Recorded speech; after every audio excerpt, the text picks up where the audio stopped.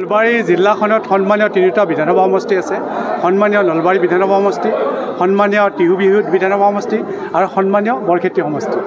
এই তিনিটা সমষ্টি 2016 চনত আমি মিত্ৰজোঁটৰ মানে NDA প্ৰাৰ্থীক আমাৰ অসম গণ পৰিষদ দলৰ প্ৰাৰ্থী নেখেলাই NDA প্ৰাৰ্থীক খেলিবলৈ আমি সুযোগ দিছিলোঁ।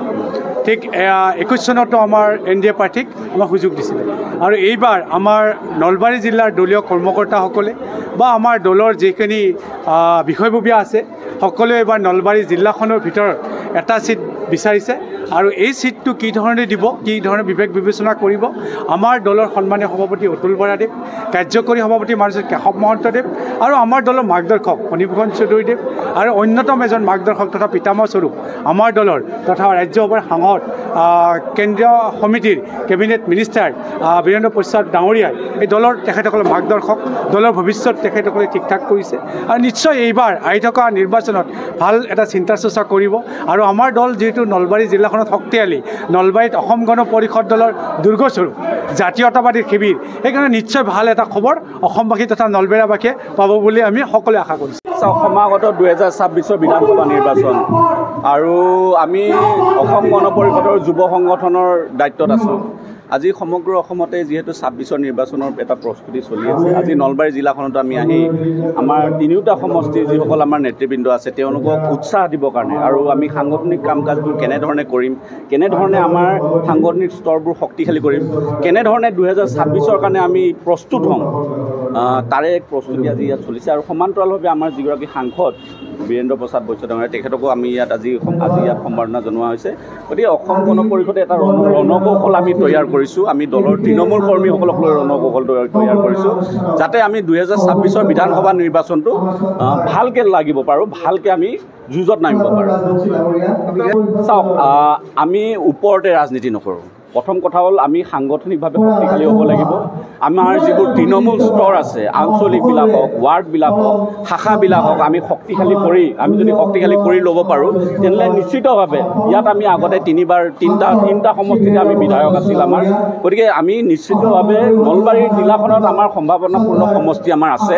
গতিকে স্বাভাৱিকতে আমি যদি ইয়াত ভালকৈ যদি আমি নিৰ্বাচনত অৱতীৰ্ণ হওঁ বা আমি প্ৰাৰ্থিত্ব বিচাৰোঁ, এইটোতো বিচাৰিব নোৱাৰাটো কোনো কথা নাই, আমিতো বিচাৰিব পাৰোঁ। গতিকে তাৰ কাৰণে আমি সাংগঠনিক স্তৰবিলাক আমি শক্তিশালী কৰি ল'ব লাগিব। আৰু সেইটো কাৰণে আজি আমি সাংগঠনিকভাৱে ইয়াত সাংগঠনিক কিছু আলোচনা নকৰা নহয়, আমি আলোচনা কৰিছোঁ। দলৰ তৃণমূল কৰ্মীসকলৰ লগত কথা বতৰা পাতিছোঁ, আঞ্চলিকৰ সদস্যসকলৰ লগত আমি কথা বতৰা পাতিছোঁ। গতিকে তেওঁলোকৰ লগত আলোচনা কৰি কেনেধৰণে আমি বিধানসভা নিৰ্বাচনৰ কাৰণে তৈয়াৰ হ'ম সেইসমূহ বিষয় লৈ আমি কথা বতৰা পাতিছোঁ।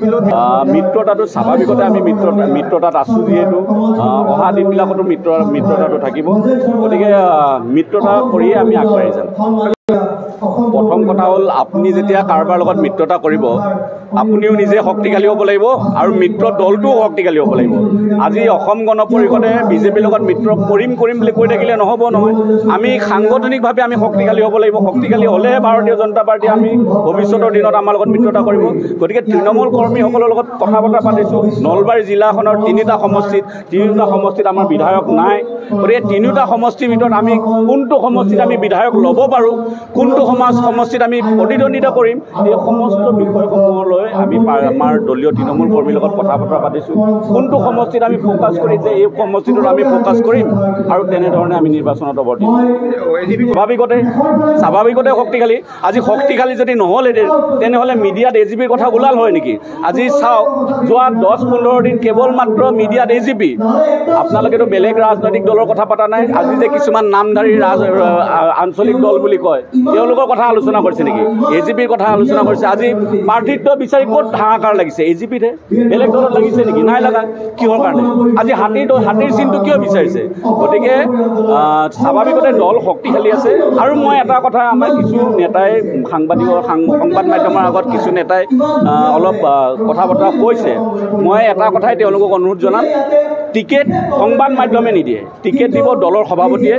টিকেট যদি আপুনি পাব লাগে তেনেহ'লে তৃণমূলটো আমি শক্তিশালী কৰিব লাগিব, আমাৰ আঞ্চলিক শক্তিশালী কৰিব লাগিব।